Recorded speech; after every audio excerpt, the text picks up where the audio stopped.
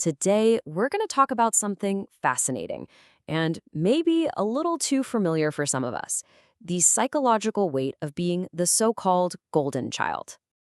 It's a weird question, right? I mean, praise is supposed to be a good thing. It's like a vitamin for a kid's self-esteem. But what happens when that praise stops being encouragement and starts becoming a prophecy? You know the story. We see it in movies. We hear it in families. This idea of the chosen one, the one who's destined for greatness. And on the surface, man, that sounds like the ultimate dream. So let's really get into this paradox. We're going to explore how the very thing that's supposed to build a child up can somehow become the source of their deepest pain. And that brings us to our first big idea here: the really dark side of being put on a pedestal. Okay, so let's be clear. This isn't just about getting a few too many compliments. Golden child syndrome it's a specific kind of pressure where a child is basically given a job.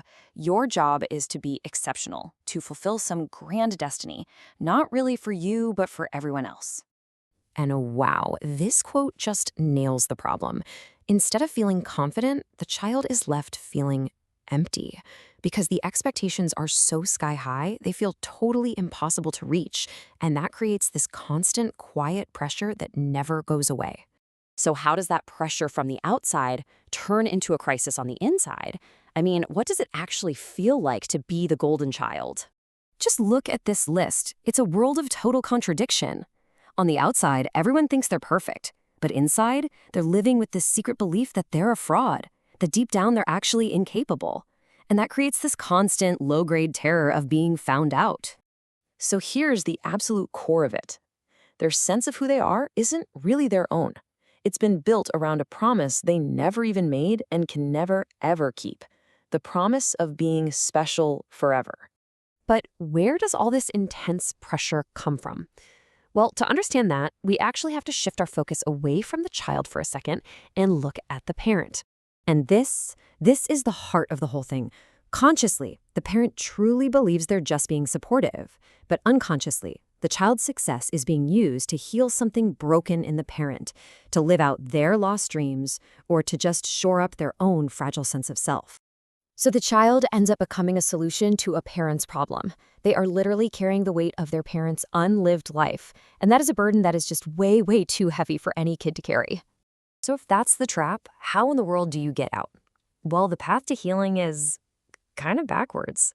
It's not about finally achieving that special destiny. It's actually about letting the whole thing fall apart. Take a look at this process. It starts with that immense pressure.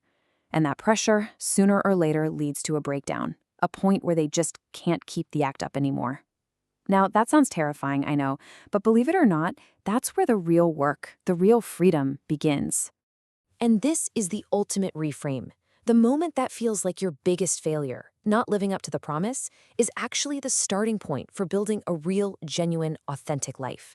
It's not an end, it's a beginning. Which brings us to our final and maybe most liberating idea of all: the deep, profound triumph of embracing an ordinary life. When you get right down to it, you get one life, just one. And the constant pressure for that one precious life to be extraordinary, well, it can become a thief. It can rob you of the simple, beautiful joy of actually living it. This is so crucial to get. Choosing an authentic, ordinary life over a performative, special one isn't settling for less. It's a victory. It's choosing your real self over an impossible ideal. And this just says it all, doesn't it? Your value isn't tied to what you accomplish. Your worth is inherent. You don't have to earn it by being special. It's already there. Let's just sit with that for a moment. An ordinary life, your life, just as it is worthy of love. And most importantly, it's worthy of love from yourself. So, we'll leave you with this question. After a lifetime of being told you have to be something more, something special, what if the most profound, courageous, and truly extraordinary thing you can possibly do is to finally, and without apology, just be you?